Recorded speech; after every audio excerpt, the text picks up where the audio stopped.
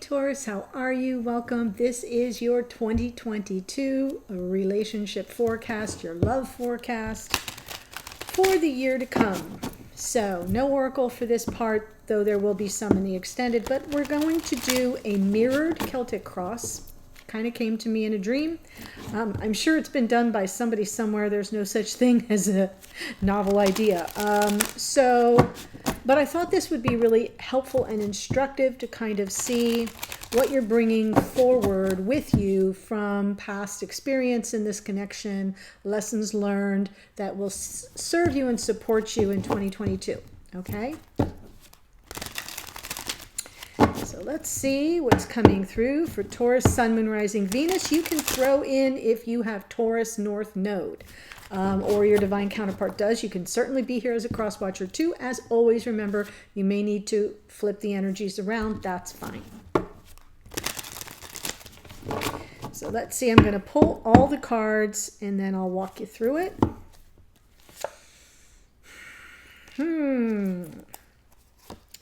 End of a painful cycle for the feminine. Okay, so I'm just going to show that to you so you don't panic. Yes, underneath is the Six of Cups. I like where this is going already, Taurus. Showing up in your own reading. Empress is Taurus and Libra. Let's see. Oh, so gorgeous. Look at this. Happiness, stability, life partnership, messages of love or apology. Ooh, Queen of Wands. We'll see about that. This is a beautiful, beautiful reading so far, Taurus. Both sides of it. Though I see where each of you may get a little bit hung up. Okay. So this first position is the energy for 2022, which for you is the end of a painful cycle. And for them, happiness, success, bliss, feeling safe and protected in their vulnerability, and you saying, yeah, goodbye to 2021. It was nice, but you gotta go. This second card represents the strength or challenge that's supporting the energy for 2022. So in your case here, we have the Empress. This is, the divine feminine, unconditional love, your very yin receptivity. And for this person, the challenge, what's strength or challenge for them is this Ten of Pentacles. So there may be challenges in stability and in terms of life partnership, but it's not coming through that way. It's coming through very supportive. That where this person is going to find happiness is in stability, in abundance, it could be work related, but it's coming through very solidly relationship, and it could be about life partnership. So we'll look at that. The card underneath here is your unconscious motivations. And for both of you, the energy is really beautiful. Your unconscious motivations here are about the connection, are about the nostalgia, about the warmth. These are messages of love or apology from the Page of Cups. And for you here, this past life soulmate that you're reflecting on with warmth and familiarity, nostalgia. So what is happening here is what are you bringing from past lessons that can support you in 2022? For you, we have the Magician, having all the tools you need at your disposal to manifest the desired outcome. And maybe you learned that the hard way. We're going to see when I clarify. For this person, it is the Queen of Wands. This is about taking action. This is leadership and power dynamics. It is also feeling very comfortable in one's own skin and being that alluring energy that moves through the crowd. But it can also be referring to you. It can be the attraction. It can be also a karmic partner. So we'll take a look when I do the clarifications. Now this card here is your conscious motivations. Where are you operating from in 2022? This one's a little tricky because it's about indecision. It's about not just indecision, but about maybe feeling a little torn and trying to weigh realities on the ground, size up a situation. So I feel as if there will be a choice that has to be made, and you may juggle it for a little bit. This person, wow, what is their conscious motivations? It's all about the twin. So it is about life partnership. It is about union of your souls and coming together and very celebratory. So I like how that looks. So let's go ahead and clarify. I'll tell you who showed up so far, just so you kind of know what's coming through. Taurus and Libra. We have Virgo and Gemini. We have Leo, Aries, Leo, Sag, and that Queen of Wands as well. So if any of that speaks to you, great. If not, don't sweat it. So what you have to do here is imagine this imaginary line here and the two sides mirroring each other. That's why I call it a mirrored Celtic cross. And then in the extended, I'm going to complete the reading right up the middle, and that's where the two of you come together for this new year. Ten of Swords with the Empress. Yes, the Devil, holding on to old patterns that need to go. Wow. Okay, so this is definitely feeling like the Taurian side. I'll just say that. And I feel like you're finally going to manage your own ego in this situation. Things that you've been holding on to very stubbornly, almost as if like, I can't let this go. I can't let this go. I know we're supposed to be together, but it's been so bloody painful. And I feel like you're ready to part with it. Why do I say that? Because the next card out is the Death card. Something's got to go. Okay, it is a card of transformation, all coming, all following on the divine feminine's unconditional love. So I do feel like there's this loving parting of that energy of desperation. And that feels good because it hasn't gotten you where you wanted to be anyway. So, you know, I mean, I'm in that energy too at times, less and less the older I get. Just going to say it.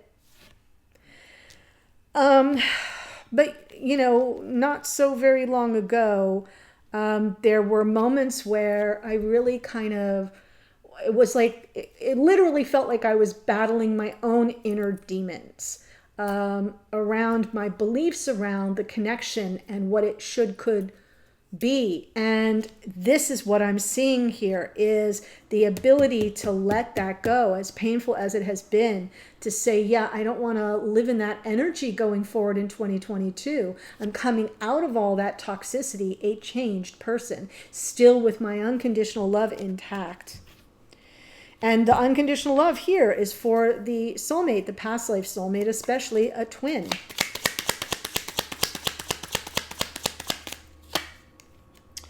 Queen of Pentacles, Three of Wands. Yeah, kind of, you'll be calling them in. This is the unconscious motivations. I still think you do want life partnership here. You want to either offer some support or be a source of support to yourself as well. The Queen of Pentacles is a feminine archetype of life partner, but she also is about self-care and something that you're calling in from a position of stability and groundedness is the love and romance. So in your unconscious motivations, you're still beckoning to this person to come toward you with an open heart. Oh my God, that's so gorgeous. I know. I mean, the Aries reading was good too. This is feeling so perfect. So let's look at the Magician. This is lessons from the past year or even more, longer, that you're bringing forward into 2022. It's your manifesting ability or your awareness, right? I have all the tools. I can make it through any drama, trauma, tragedy. Wow. So there was a Tower moment. You worked through it.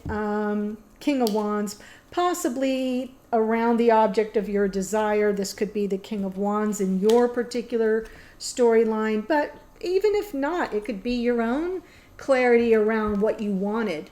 And that it takes a lot of work and effort. I think that the Tower moment came and you didn't kind of shy away. You kept persevering. You kept your head down, nose to the grindstone. I can work through this. I'm creative. I can come up with creative solutions to any problem. I've got all the tools in my tool belt to make it happen. So I feel like you're bringing forward, because you've already been through the worst of it, you're bringing forward the knowledge and understanding that you have everything you need, plus the support of spirit to manifest your desired outcome.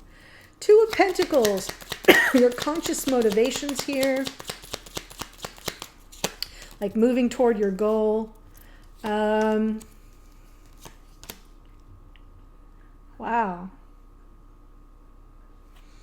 Well, I think you're trying to sort through if this person is dealing with you honestly or fairly.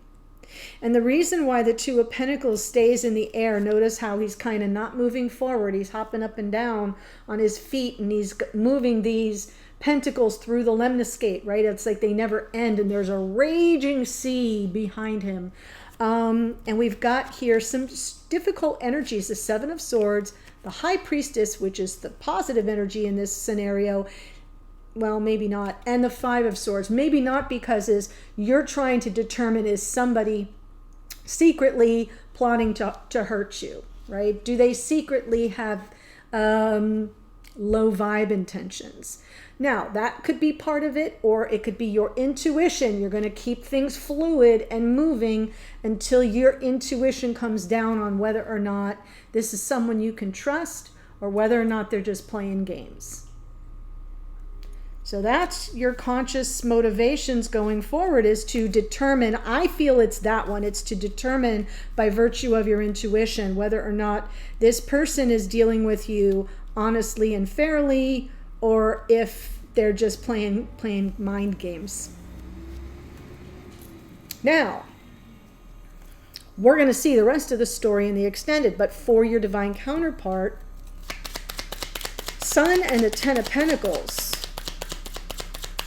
Pretty beautiful. Yes, they want to move to calmer waters. They are planning a return. They're going to reach out and communicate. Really amazing. So remember when I said this card, the Ten of Pentacles, can be a supportive energy or a challenge? I think it's supportive. It's supporting them, trying to come back into your sphere with a sense of calm and peace, moving beyond all the trouble, offering more stability, wanting to communicate this change. It feels like it's a big shift. Although I'm not seeing a tower moment, it feels like it already happened in the past. And so since this is mirrored, if you went through it, they went through it.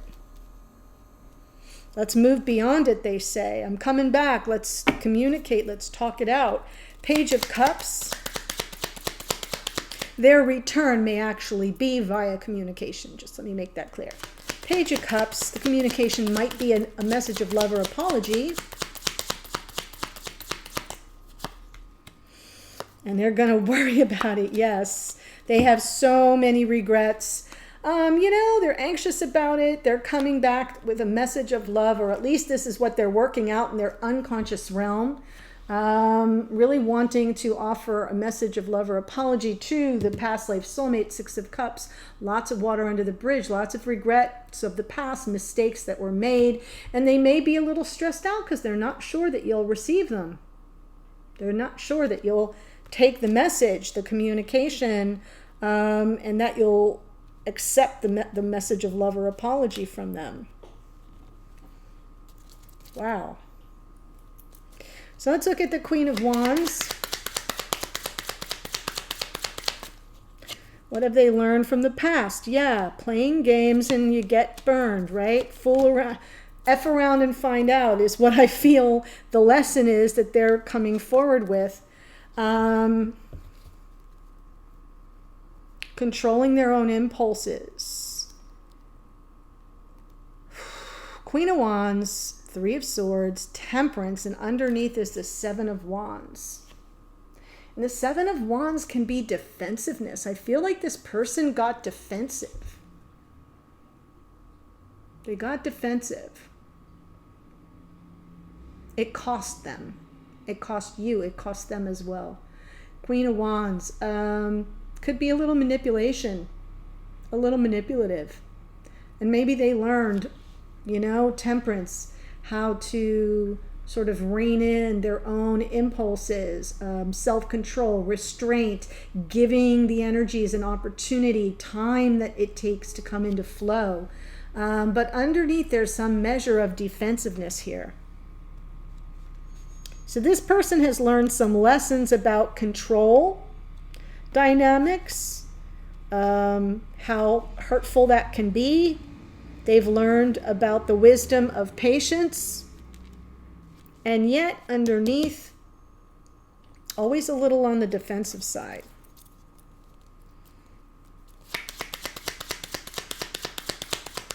I mean, the Seven of Wands, just give me a moment. The Seven of Wands can be self-assertion, but because it's coming from underneath, it's coming from unconscious awareness, it's coming from the subconscious realm in the psyche, to me, it's coming through as, yeah, well, I understand the value of temperance now and, alchemizing the situation instead of trying to control it. But underneath, there's a flavor of defensiveness. Like, I'm going to push back against any judgments on my choices. But it's underneath, right? So it's just right below the surface. That's why I say it's defensiveness. Four of Wands, though, their conscious motivations, their goals in 2022 is this beautiful Four of Wands. So let's see. Queen of Cups, Strength, Knight of Swords. Yeah, they're going to come to clear the air for sure with this Knight of Swords. And I feel as if there's all love here, that there's really an open heart. They're gathering up their courage, their confidence to come toward the one they love. You may be the keeper of their heart in this scenario. They're gathering up their courage for it. They believe the two of you can overcome all obstacles. That's really good. And they're coming to tell you all about it. The Knight of Swords is, they're going to have their moment to speak their truth. They're feeling the sense of urgency to kind of like let's get on with it already. We know we can overcome anything. So that's really beautiful.